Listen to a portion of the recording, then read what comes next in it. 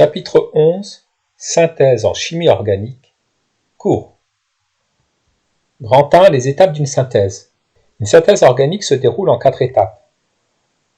Il y a transformation des réactifs en produits. Puis, on sépare le produit d'intérêt du mélange. On purifie le produit afin d'éliminer les impuretés éventuelles. Et enfin, on analyse afin de vérifier que le produit synthétisé correspond bien à l'espèce attendue et que le produit de synthèse est pur. Petit 1, la transformation. On introduit les réactifs dans un solvant afin de les dissoudre. Pour faciliter le contact entre les réactifs, on agite le mélange. Si on a besoin de chauffer, on utilise un montage de chauffage à reflux. Le chauffage à reflux permet de travailler à une température élevée, ce qui va accélérer la synthèse de l'espèce chimique, et cela permet également d'éviter les pertes de réactifs et de produits par évaporation. Voici le schéma du montage. Il est constitué d'un ballon dans lequel on a mis le mélange réactionnel.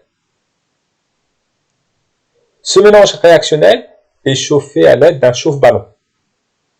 Pour réguler l'ébullition, on peut introduire dans le mélange réactionnel des grains de pierre ponce. Au cours du chauffage, les réactifs et les produits vont avoir tendance à s'évaporer. Pour éviter qu'ils s'échappent du ballon, on surmonte le ballon d'un réfrigérant à eau. Ce réfrigérant est alimenté en eau du robinet.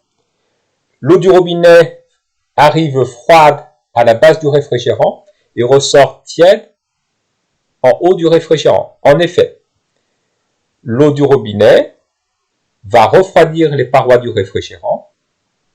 Les vapeurs de réactifs et de produits qui passent dans le réfrigérant vont se liquéfier au contact des parois froides du réfrigérant et retomber, refluer dans le ballon. On positionne le dispositif sur un support élévateur. L'intérêt du support élévateur est de pouvoir arrêter le chauffage du ballon à tout moment en abaissant le chauffe-ballon afin de le désolidariser du ballon. En effet, arrêter le chauffe-ballon ne suffit pas puisque le chauffe-ballon va rester chaud un certain moment, même après l'arrêt de l'alimentation électrique. Le ballon et le réfrigérant à eau sont maintenus par des pinces sur un support.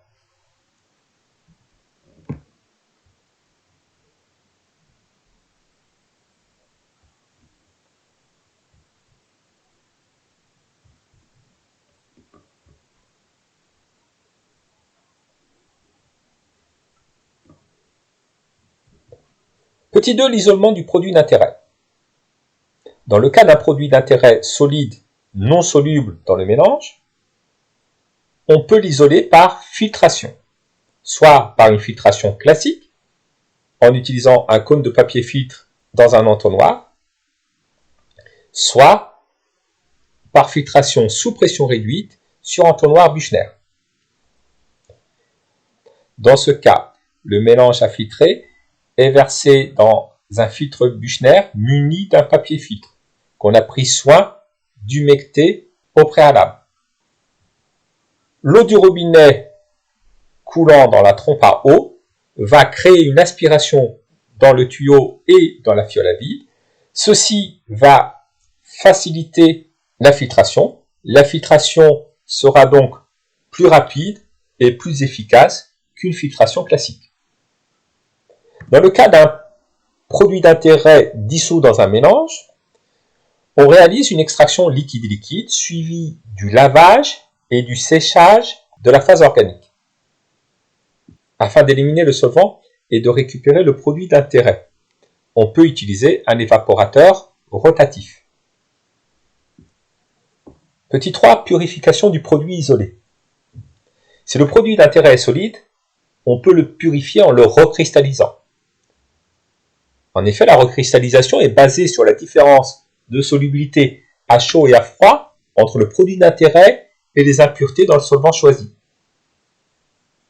Généralement, la solubilité d'une espèce chimique dans un solvant augmente lorsque la température augmente. Dans la pratique, on dissout le produit isolé à chaud. Ainsi, le produit d'intérêt et les impuretés se dissolvent dans le solvant. Puis, on laisse refroidir à température ambiante, puis dans un bain eau glace. Le solide à purifier étant moins soluble à froid que l'impureté, il cristallise alors tout seul. On fait suivre la recristallisation d'une filtration et d'un lavage à froid afin de séparer le solide pur de la solution. Il faut utiliser de l'eau distillée froide pour laver le produit d'intérêt afin d'éviter de le redissoudre. Si le produit d'intérêt est liquide, on peut le purifier en le distillant.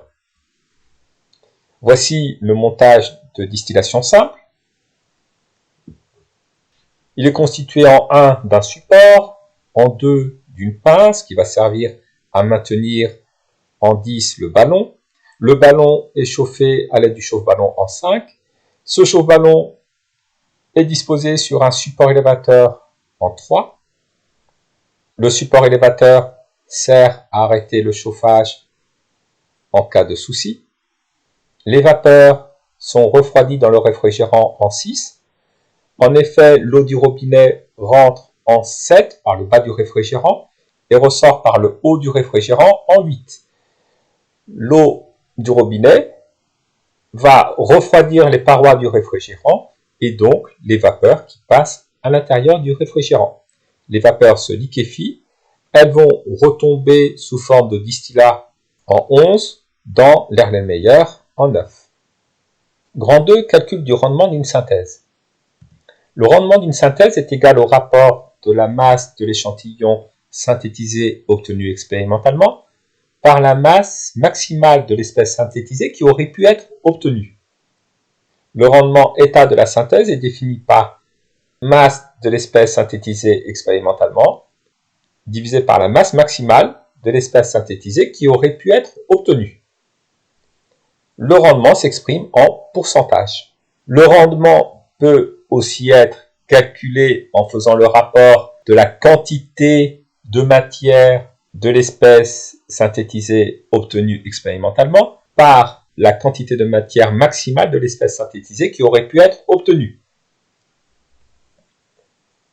Il peut également être calculé en faisant le rapport du volume de l'espèce synthétisée obtenue expérimentalement par le volume maximal de l'espèce synthétisée qui aurait pu être obtenue. Dans le calcul du rendement, il faut que le numérateur et le dénominateur soient exprimés dans la même unité.